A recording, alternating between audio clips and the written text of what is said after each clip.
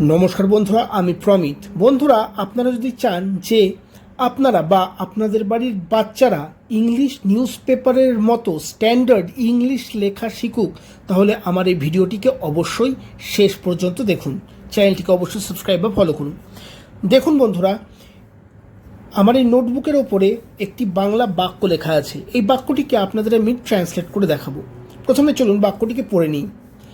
একটি গুরুত্বপূর্ণ পরিকাঠামোগত ঘোষণায় পশ্চিমবঙ্গ সরকার হুগলি নদীর ওপর একটি নতুন সেতু নির্মাণের প্রস্তাব দিয়েছে, যা বর্ধমান জেলার কালনা এবং নদিয়া জেলার শান্তিপুরকে সংযুক্ত করবে।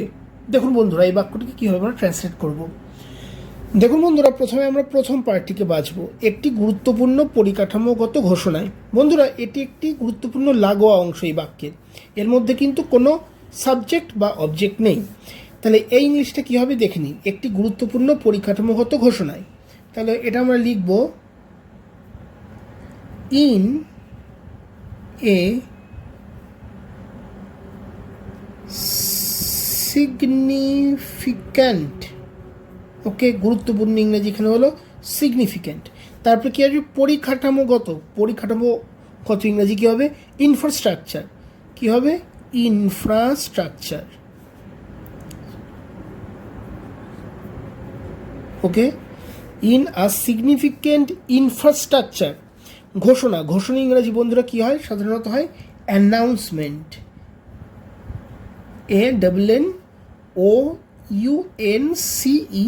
ANNOUNCEMENT, announcement. তাহলে এই প্রথম পার্টটি সম্পূর্ণ হলো। In a significant infrastructure announcement মানে হলো একটি গুরুত্বপূর্ণ পরিকাঠামোগত ঘোষণায় পশ্চিমবঙ্গ সরকার হুগলি নদীর ওপর একটি নতুন সেতু নির্মাণের প্রস্তাব দিয়েছে। দেখুন বন্ধুরা, এই পুরো বাক্যটিতে এই অংশটি কিন্তু সব থেকে গুরুত্বপূর্ণ পার্ট। ওকে, এর মধ্যে দেখুন সাবজেক্ট অবজেক্ট সব কিছু আছে। আচ্ছা, এখানে ভার্ব কোনটা মানে ক্রিয়া কোনটা? দেখুন প্রস্তাব দিয়েছে। তাহলে প্রস্তাব দেওয়াকে প্রশ্ন করুন, কে প্রস্তাব দিয়েছে? পশ্চিমবঙ্গ সরকার প্রস্তাব দিয়েছে। তাহলে এই বাক্যটিতে কিন্তু পশ্চিমবঙ্গ সরকার হচ্ছে হলো সাবজেক্ট। তাহলে আমরা কি লিখব? দি ওয়েস্ট বেঙ্গল গভর্নমেন্ট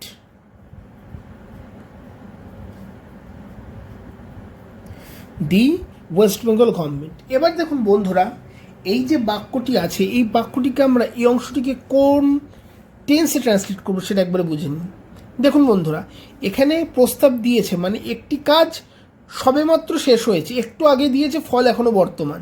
ওকে, এই ধরনের সূত্রের ক্ষেত্রে আমরা সবসময় প্রেজেন্ট পারফেক্ট টেন্সে ব্যবহার করি। বন্ধুরা দেখেন, প্রেজেন্ট পারফেক্ট টেন্স কখন হয়? যে কাজটি একটু আগে বা সবেমাত্র ঘটেছে কিন্তু ফল এখনো বর্তমান। যেরকম ধরুন, আমি সবেমাত্র জল খেয়েছি, মানে জল খেয়েছি, তার ফল বর্তমান। তার ফল বর্তমান কি? হয়তো আমার এখনও তেষ্টা পাইনি। এটা হচ্ছিল তা প্রেজেন্ট পারফেক্ট টেন্সের শর্ত।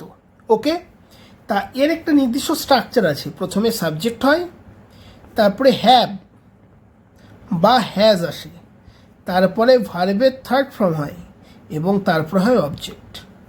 ওকে, এবার দেখুন এই অংশটিতে আমি আগেই বলেছি দ্য ওয়েস্ট বেঙ্গল গভর্নমেন্ট হচ্ছে হলো সাবজেক্ট, তারপরে হ্যাভ বা হ্যাজ আসবে। ওয়েস্ট বেঙ্গল গভর্নমেন্টের সাথে কি আসবে? এখানে আসবে হচ্ছিল has.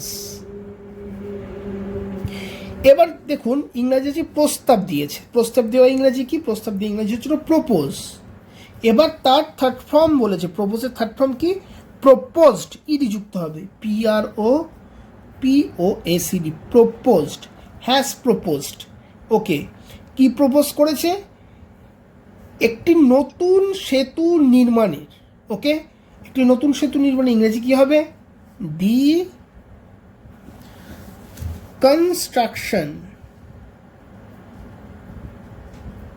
construction of a new bridge, BRIDGE।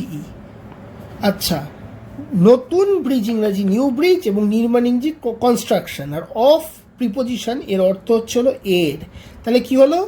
নতুন ব্রিজ নির্মাণের। ওকে, এইটুকু বুঝতে পারলেন? এবার কার ওপর দিয়ে দিয়েছে? হুগলি নদীর ওপর দিয়ে, এটাকে আমরা এরকমভাবে লিখব অ্যাক্রস। এখানে আমরা অ্যাক্রস ব্যবহার করব।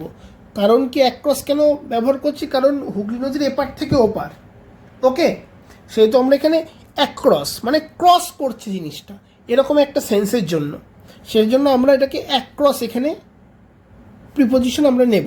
ওকে, নিউ ব্রিজ অ্যাক্রস কোথায়? দি হুগলি রিভার, হুগলি রিভার, যা বর্ধমান জেলার কালনা এবং নদিয়া জেলার শান্তিপুরকে সংযুক্ত করবে। এই অংশটাকে আমরা কি করব? দেখুন, এই অংশটাকে আমরা পার্টিসিপেল করে করব। বন্ধুরা, পার্টিসিপেল কি সেটা পরে শেখাবো, আজকে জাস্ট এই ট্রান্সলেশনটা একটু বুঝে নিন। ওকে, তাহলে এর সাথে আমরা লাগিয়ে দেবো সংযুক্ত করে ইংরেজি কানেক্ট, তার সাথে আইএনজি লাগাবো, কানেক্টিং। ওকে, এটা হয়ে গেল, এটা হয়ে গেল পার্টিসিপেল। কানেক্টিং কালনা, কালনা, কালনা কোথায় অবস্থিত? In Bardhaman, Bardhaman, connecting Kalna in Bardhaman district. কার সাথে যুক্ত করবে? নদিয়া জেলার শান্তিপুরের সাথে। তাহলে উইথ, সাথে অর্থে কোন প্রিপোজিশন হয়? উইথ, সাথে অর্থে হয় শান্তিপুর, শান্তিপুর ইন নদিয়া ডিস্ট্রিক্ট। বন্ধুরা, এই হলো একটি